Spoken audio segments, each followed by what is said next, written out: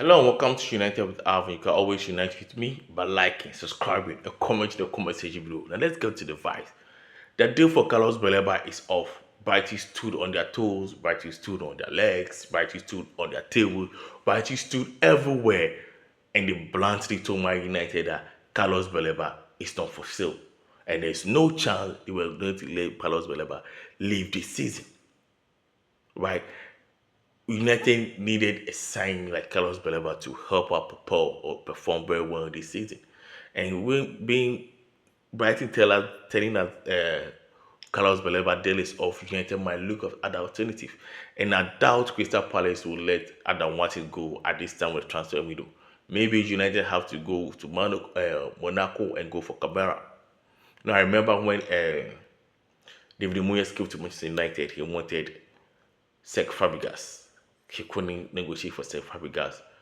Fabregas wasn't willing to come, and we ultimately lost. Thiago Alcantara was also there. He went to Bayern Munich, and we eventually ended up with Maru Fellaini. Louis van Gaal came and wanted Tony Cruz. Tony Cruz opted for Real Madrid, and we ended up with Schweinsteiger, who was in Japan.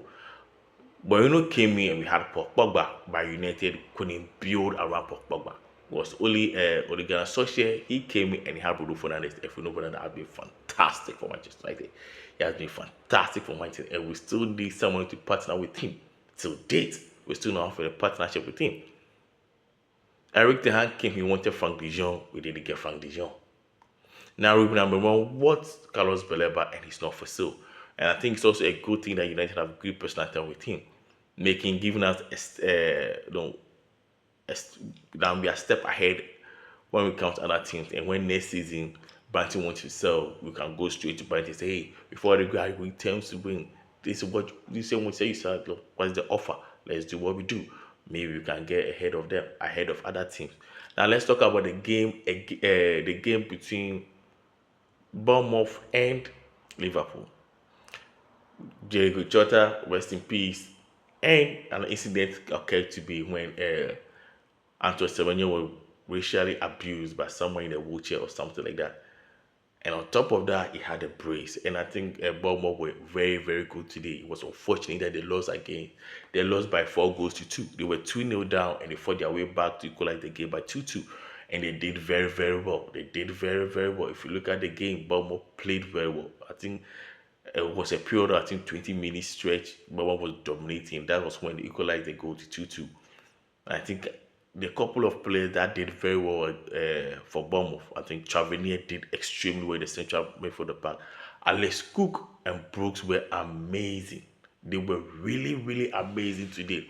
They really controlled the tempo of the game, and they really, really created a lot of chances for Bournemouth.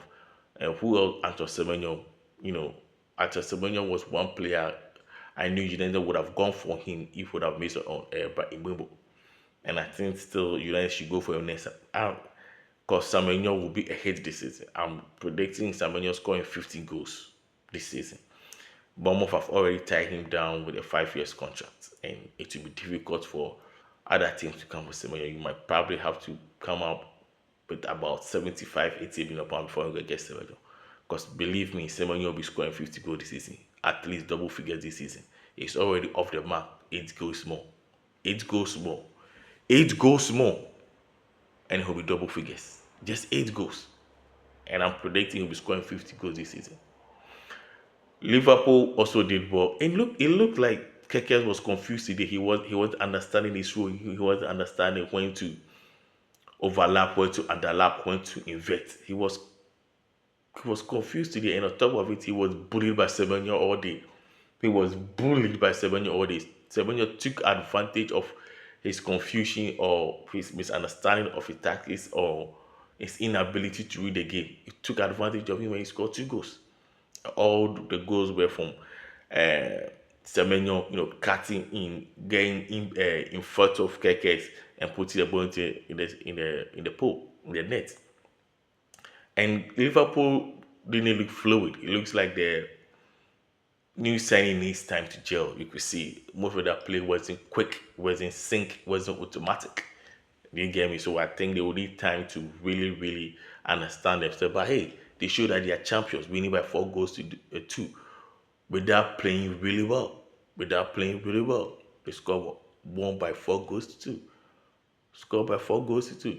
Please comment, like, and subscribe.